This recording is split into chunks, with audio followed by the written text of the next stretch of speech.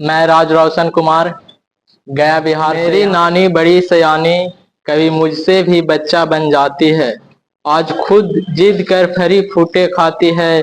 एक दिन जब हमारी ये जिद छुड़ाते थे, अब वो कहती है तू कुछ खाया कर, इसीलिए वो अपनी बेटी से भी झगड़ जाती है। जो एक समय होता है, जो नानी लोग जब हम लोग तंग करते हैं तो बोलता है ये नहीं खाओ, ये हो जाएगा, वो हो जाएगा। जब उन लोग का बचपन ढलता है, बूढ़ा होता है, तो वही लोग कहते हैं कि हमको ये चाहिए वो चाहिए। और वो अपने नाती लोग के कहते हैं, मम्मी वो अपनी बेटी से झगड़ जाते हैं कि तू कि इसको कुछ खा लेना देता है, मैंने तंग करता है तो इसको पैसा दिया करो, जो बोलते हैं।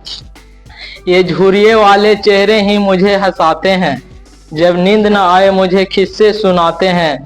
थक हार कर कामकाज कर कर जब मैं घर आता हूँ, वो नानी है मेरी जब मैं घर, जो अपने तेल लगे हाथों से सारे दर्द भगाता है। नानी लोग को बहुत शौक होता है कि अपने नाती लोग को तेल लगाएं, तो मैंने अभी तक भी नानी जो हमें तेल लगाते हैं, सही लोगों के लगाते हैं। नेक दिल विचार उनके सबके दुखों के साथी हैं। अपने खाने से पहले दूसरों को खिलाती है। स्वाभिमानी है वो, बिन कुछ करे खाएगी ना। कितना भी कहो तुम कुछ न करना, बिन करे रह पाएगी ना। यानी मम्मी माना करती है कि कुछ नहीं करना, फिर भी वो काम करती है, तभी खाना खाती है। अनपढ़ है लेकिन जिंदगी के सारे कहावते मुहावरे जानती है। अनपढ़ है लेकिन जिंदगी के सारे कहावते मुहावरे जानती है। रिश्ते कैसे निभाना है ये वो बेखूबी जानते हैं। रूठ कर रोना और फिर हंस कर मान जाना, रूठ कर रोना फिर हंस कर मान जाना। घर के मालिक से पहले खाना ना खाना। पिताजी के पहले आते हैं तो कहते हैं कि खाएं, तब इसी पे लिखे। रूठ कर रोना और फिर हंस कर मान जाना। घर के मालिक से पहले खाना ना खाना। धन है वो लोग जिसने मेरी नानी को पाया, मना करने पर भी खींच खींच कर तेल लगाया। मैंने दूसरे के घर भी जा, बड़े नेक काम किए होंगे नाना जी ने, जिसने मेरी नानी को पाया। बड़े नेक काम किए होंगे नाना जी ने, जिसने मेरी नानी को पाया। हम भी कुछ कम भाग्यशाली नहीं, जो ऐसे नानी को पाया। शुक्रिया से बड़ा कुछ है तो उसे इस माटी गगन को कह दो।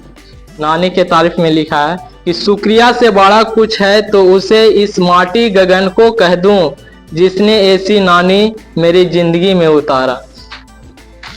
ये 2-4 लाइनें मैंने गरीब बच्चे पे लिखा जो काम करते हैं होटल वगैरह में, तो उसी पे लिखा है कि कोई लोग आता है तो जब पूछता है कि तुम्हारी अभी उम्र तो पढ़ने का है, तो अब ये काम क्यों कर रहे हो? तो उम्र में कमाना पड़ता है। जब लोग कोई पूछते हैं तो वही सुना रहे हैं कि अभी उम्र तुम्हारा पढ़ने के है, तो अभी तुम काम क्यों कर रहे हो? पढ़ने के उम्र में कमाना पड़ता है। हम गरीब लोग हैं साहब, बाप की जिम्मेदारी बेटे को निभाना पड़ता है। हाँ पढ़ने की उम्र है मेरी, लड़का बोलता है हाँ पढ़ने की उम्र है मेरी, लेकिन गरीब हूं ना साहब, इसीलिए कमाना पड़ता है।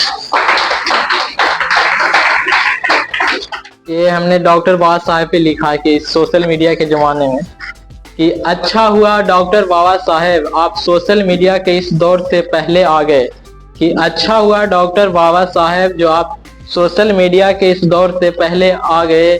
ज्ञान की शिक्षा क्या चीज है, ज्ञान शिक्षा क्या चीज है वो सबको बतला गए, वरना इस सोशल मीडिया के दौर में आपके ज्ञान और डिग्रियों को ये धूर्त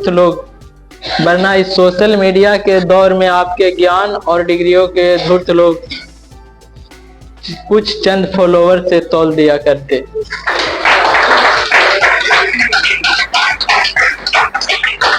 क्योंकि आज लोग अच्छे को कम और बुरे को ज्यादा